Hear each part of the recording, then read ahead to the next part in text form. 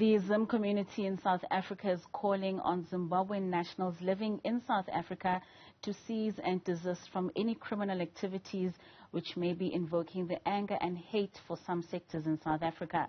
This comes after the murder of Zimbabwean national Elvis Nyathi during protests in Diepsloot. For more on this, I'm joined by the spokesperson for Zim-Community SA, Bongani Mazwi, who is the spokesperson. Bongani, welcome to Newsfeed on Newzroom Afrika. Thank you very much for the welcome. Bongani Mazwi Mkwananzi. Mkwananzi, yes, that's why I stumbled there. So we are speaking of the uprising that we saw happen in this past week in Diepsloot, where we saw a lot of South African nationals attacking and brutally killing Elvis Nyathi, who is a Zimbabwean national. What, in your opinion, led to this? Look, I visited Diepsloot. We were invited there to a stakeholders meeting, and the general sense was that the Zimbabweans are committing crimes. So there was this very angry sentiment. I actually couldn't manage to speak there. The community was up in arms just because I mentioned I'm Zimbabwean. Yes. There was a lot of people saying Zimbabweans are causing crime there. I don't know if that is the only thing that caused this, and I'll be very categorical that it cannot be correct that an innocent man was killed because perhaps some Zimbabweans are said to be committing crime. But that was the sense that we got in that meeting. I mean, you were in that meeting, and I believe that on Friday the Minister of Home Affairs actually had to remove you from that setting because of the uproar that came in, you just mentioning that you are of a Zimbabwean national. Now, we are seeing a lot of people, like you're saying, mentioning that these crimes against South Africans are done by Zimbabweans who are undocumented simply because they cannot be easily traced. How far true do you believe that is? Let me start by correcting this thing where people are saying the minister removed me. When I started to speak and I said, I'm Bongani Mazwi Mkwananzi, spokesperson of the Zimbabwe community in South Africa, people went into an uproar. The police had to form a wall and ask me to get out the entrance. The minister followed after. The minister had nothing to do with my being outside. He came to seek to understand who I was, what was happening, and then asked the police that, please help the gentleman to leave. Unfortunately, the English language is a bit funny, so when he said, please leave peacefully, maybe people thought he was chasing me away. That was not the case. Yes. But then when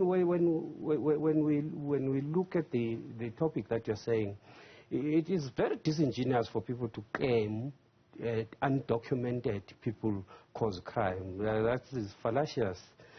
Elvis Nyathi was a gardener. Actually, he's quite an innovative sort of gardener who was doing these modern forms of gardening. And he was even teaching other people how to do this. He did not commit a crime. But when people were coming in door by door and searching for people apparently who don't have documents, obviously because he did not have a document, he would have felt, hey, let me run. Then they accused him of being a criminal. Why are you running?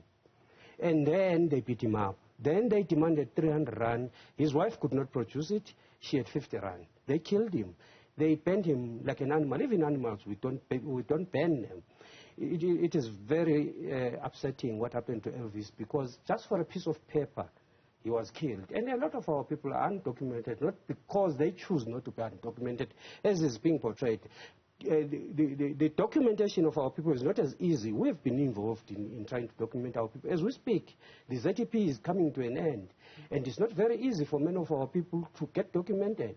We have expressed these concerns that a lot of our people, some are maids, they're not even employed by one person. When you look at the Immigration Act, it does not accommodate such sort of people. You talk of a hairdresser.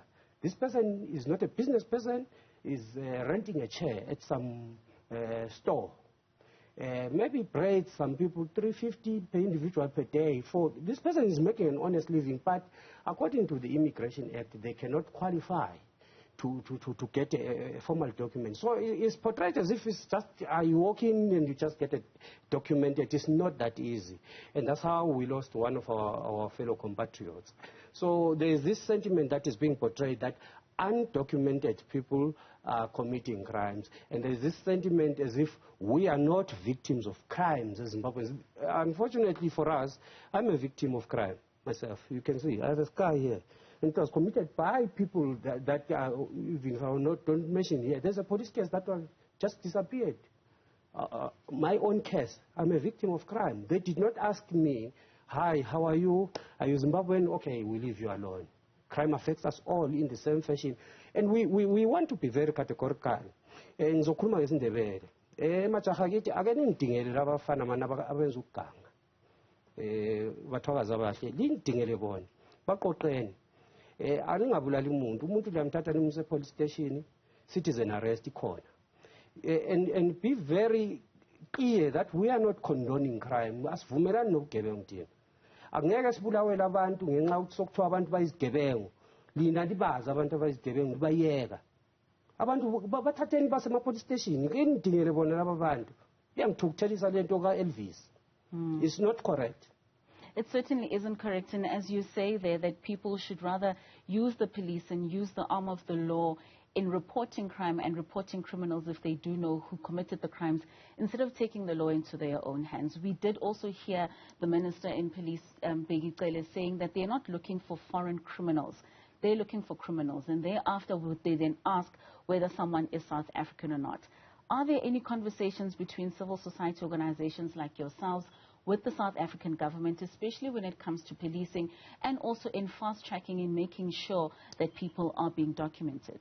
Well, for the Zimbabwe Community South Africa launched, we did an anti-crime summit, and then thereafter we made resolutions. One of the hotspots was Diepsloot, actually. It was after the murder of a detective there, and we were very clear that no, this does not represent us. So we have formulated crime policing forums where we are seeking that Zimbabweans be integrated into these crime policing forums, because perhaps they would understand the community better and help to inform the police of anything that is happening. So we have participated in these crime policing forums. We've built one in Newville and one in Hillbrow. That's why I was in Diepsloot, because the stakeholders, they know us, because we went to them to seek to participate within the crime policing forums. So we are now saying, look, let's not be passive about this. Let us take active action, because we cannot have a situation where the host is feeling uncomfortable because they cannot rest at night, because criminals are going all over the place, and they have identified some of these criminals to be Zimbabweans.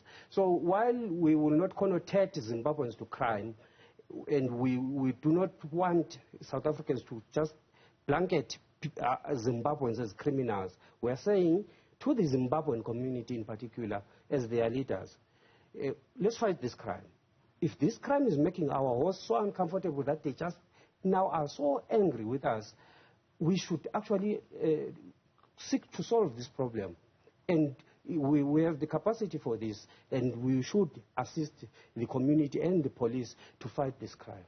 And obviously, I mean, the community of Diepsloot did mention that whether or not people are documented is not necessarily the basis and the crux of their grievances, but more so about what crimes people are committing. What would you say needs to happen in order for people to live harmoniously, being South Africans, Zimbabweans, people from across the globe and the continent, but especially in communities like Diepsloot? What do you believe needs to happen for us to live as one? We must, as a society, and the leaders in society, address poverty and inequality and the crass capitalist system that creates this inequality. Capitalism benefits from us wrangling and fighting. The means of production are not within the hands of the people. Therefore, you will find all these social ills. You can document them all you want, but the social ills will not end. Documentation is not a panacea to solving inequality. Because people are unequal, they lack, it will cause them to do this and that. it will cause them now to fight over the small pieces. Now people feel, oh, because maybe if they were to leave, I would be better off, but it's not true. If they were to own the means of production, then perhaps that's when they will start to be less concerned about getting. A lot of other people are trying to get. Yes, there's greed, but when there's plenty, surely there will be less greed. So we must, as a leadership in general, stop talking about this and start to fix it. It is within our means to change the means of production and put it back to the people. Mm-hmm.